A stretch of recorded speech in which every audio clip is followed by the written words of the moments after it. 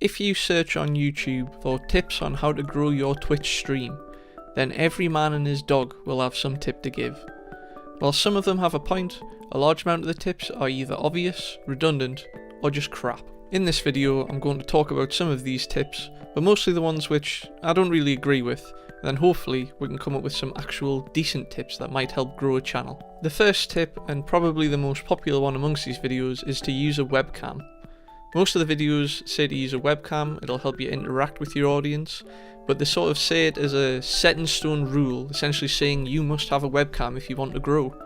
I think it really depends on the person, and a lot of low viewer count streams on Twitch have a webcam, but they don't offer anything by having it there. Now, whilst I do think that some streamers can make good use of a webcam with bits of visual comedy here and there, at the end of the day I came to see them playing a game. Soviet Womble is a really good example of success without a camera. Simply by being funny and engaging, he manages to hold his audience really well. The personality he puts forward massively outweighs the lack of a webcam.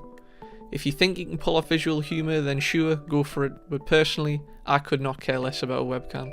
Another popular tip, which is tip number 2, have a schedule.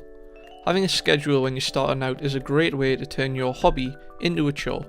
Yes, it's nice that your viewers know when you're going live, but it's nothing a tweet or even just Twitch telling them couldn't handle.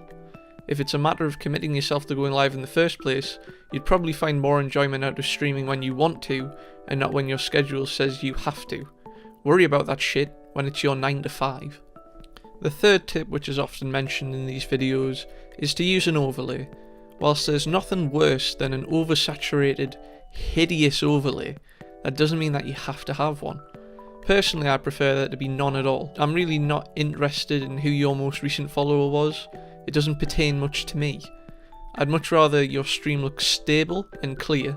By all means have social media on there, but it shouldn't intrude on me watching what I came to see. The next tip is quite often the first one that comes across in these videos, and it's to curb your expectations. People say don't expect to be an overnight success, don't expect to be the next ninja. I completely agree with what they're saying, however, it's a bit patronising to the people watching because they've more than likely tried streaming before, and when you do your first one, and little to no one shows up, you say to yourself, wow, harder than it looks, haha. I really feel it falls into the category of completely obvious. The next tip I'm going to talk about is one which is very popular, and it's just stream. There is some merit in the tip, however there are things which are way more important than simply getting on the grind. I cannot stress how much difference something like good audio can make. I won't watch a 2-hour stream of someone with a mic that sounds like it's from the fucking 1920s.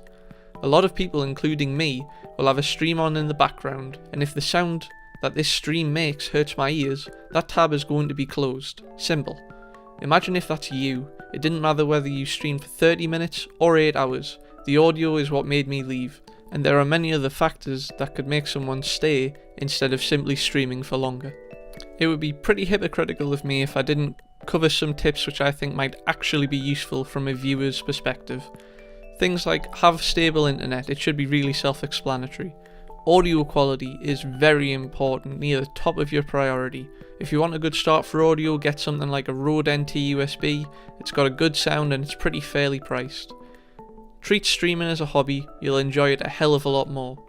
And you don't need a webcam, especially if you don't have anything planned for it. One of the few points I actually agree with from these kinds of videos is that you should have a YouTube channel. A channel like Avoiding the Puddle is a great example of a stream highlight channel that brings a lot of attention to the actual Twitch channel. It's probably one of the few legitimate ways I can think of to properly grow a Twitch channel.